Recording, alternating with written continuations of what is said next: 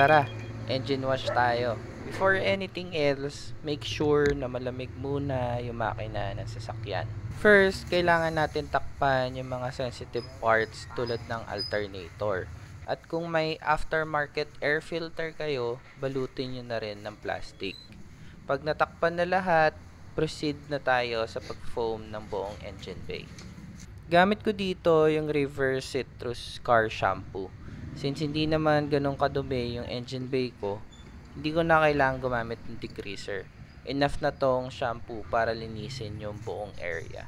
After natin ma-foam sa iba't ibang angle, pwede na tayo mag-agitate from top to bottom gamit ang detailing brushes. Gamit ko tong wheel woolly para sa mga singit-singit na hindi naabot ng brush. Pagkatapos ma-brush lahat, time to rinse.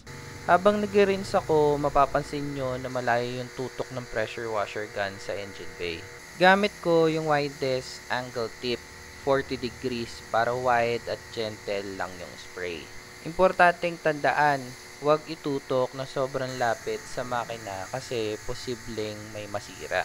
Always keep a safe distance habang nag-rinse. After rinsing, blow dry ko lang yung excess water.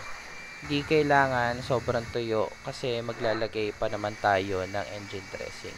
Now, ito yung favorite part ko, engine dressing. Gamit ko dito yung Meguiar's Hyper Dressing Diluted 1:4. Isa to sa mga paborito kong product sa ngayon kasi sobrang daling gamitin.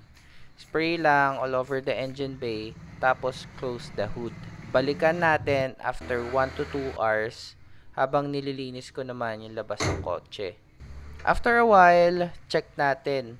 Ayun no, medyo naparami yung lagay ko pero okay lang yan. Pwede nating punasan yung excess gamit ang clean microfiber towel.